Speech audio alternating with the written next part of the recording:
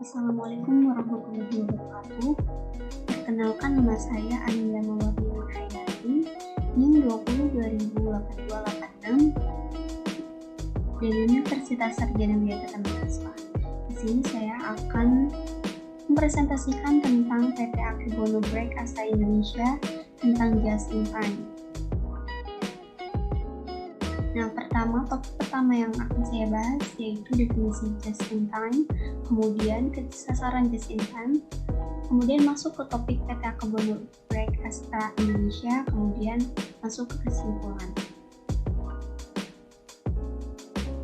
Yang pertama, definisi just in time. Just in time atau JIT merupakan suatu sistem produksi yang dirancang untuk mendapatkan kualitas, menekan biaya, dan mencapai waktu penyerahan seefisien mungkin dengan menghapus seluruh jenis pemborosan yang terdapat dalam proses produksi sehingga perusahaan mampu menyerahkan produknya, baik barang maupun jasa, sesuai kehendak konsumen tepat waktu. Just in time pertama kali dikembangkan di negara Jepang oleh perusahaan Toyota pada dekade yang lalu, dan kemudian diadopsi oleh banyak perusahaan manufaktur di Jepang dan Amerika Serikat seperti Hewlett Packard, IBM, dan Harley Davidson. Nah, salah satu pendekatan untuk mengeliminasi pemborosan dalam perusahaan manufaktur telah muncul, yaitu suatu filosofi operasi yang disebut just in time sendiri. Nah, just in time itu merupakan suatu filosofi operasi manajemen, yaitu sumber daya, termasuk material personal dan fasilitas yang digunakan dalam keadaan tepat waktu.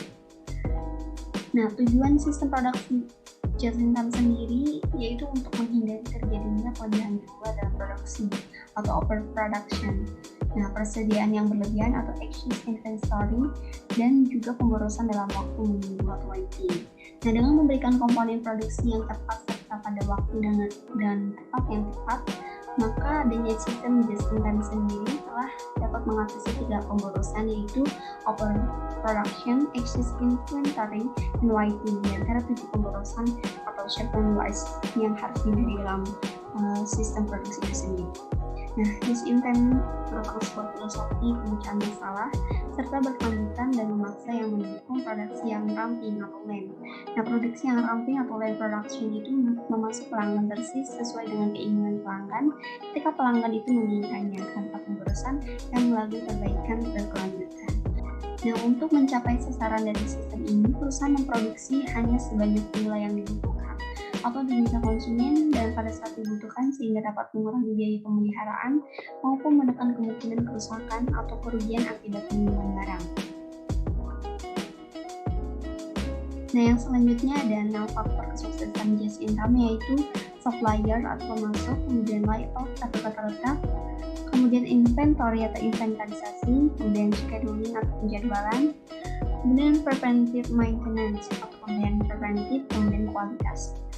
Nah, dalam usaha meningkatkan efisiensi biaya persediaan bahan baku, perusahaan dapat menggunakan metode just in time. Pembelian dilakukan dengan jumlah yang kecil dan pengiriman secara berkala, sehingga dapat menekan terjadinya biaya pengiriman. Nah, kemudian yang selanjutnya adalah sasaran just in time. Nah, sasaran just in time yang utama yaitu sasaran meningkatnya produktivitas sistem produksi atau operasi dengan cara menghilangkan semua macam kegiatan yang tidak menambah nilai ataupun pemborosan bagi suatu produk. Nah, sasaran just in time itu menitik beratkan pada continuous improvement untuk mencapai biaya produksi yang rendah, kemudian tingkat produktivitas yang lebih tinggi dan kualitas, serta reliabilitas produk yang lebih baik. Kemudian memperbaiki waktu penyerahan produk akhir dan memperbaiki hubungan kerja antara pelanggan dengan pemasok. Kemudian yang selanjutnya, kita membahas tentang PT Akebono Break Asa Indonesia. Nah, PT Akebono Break Asa Indonesia didirikan pada tahun 1981 yang dulunya bernama PT Tridharma Wisesa. Nah, PT Tridharma Wisesa merupakan perusahaan swasta domestik yang bergerak di bidang industri manufaktur, khususnya memproduksi kampas rem mobil dan motor. Stabilitas dan kelancaran produksi merupakan faktor utama keunggulan suatu perusahaan. Nah, apabila produksi tidak stabil dan kurang lancar, maka produktivitas akan menurun, bahkan target produksi pun tidak dapat tercapai. Nah, hal ini dapat menurunkan kredibilitas perusahaan di mata pelanggan sekaligus menurunkan keuntungan perusahaan. PT Tri Dharma Wisesa merupakan salah satu vendor produsen rem yang ada di Indonesia dan merupakan salah satu perusahaan manufaktur yang memasok brake system untuk pelanggan-pelanggan seperti Yamaha, Toyota, Daihatsu, baik di dalam maupun di luar negeri. Nah, salah satu lini produksi yang ada adalah lini produksi disc brake untuk konsumen tunggal yaitu Yamaha.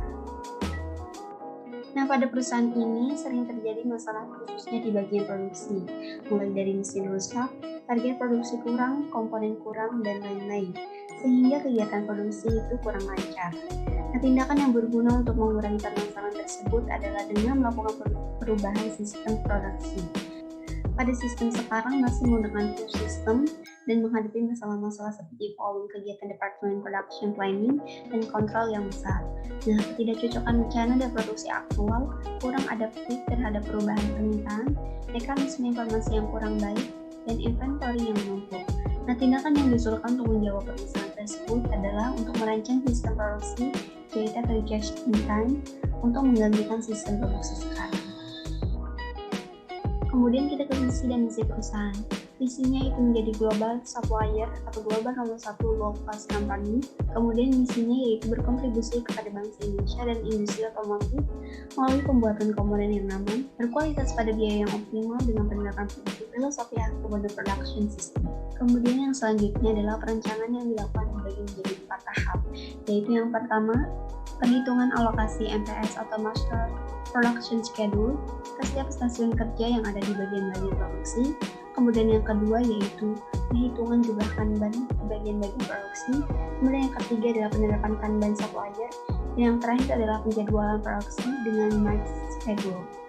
Nah, masalah yang dihadapi adalah bagaimana algoritma distribusi beban kerja untuk stasiun kerja, kemudian rencana produksi di setiap stasiun kerja yang ada, kemudian jumlah Kanban di bagian produksi dan Kanban supplier, kemudian rancangan sistem produksi, just in time beserta aliran material dan informasi, dan algoritma perencanaan sistem produksi just in time. Dalam alokasi MPS ke stasiun kerja tidak digunakan proporsi historis, melainkan dilakukan perhitungan dengan algoritma distribusi beban kerja yang diusulkan agar setiap stasiun kerja itu menerima beban kerja yang lebih berimbang. Kanban digunakan sebagai alat yang sah untuk melakukan penarikan ataupun produksi suatu produk.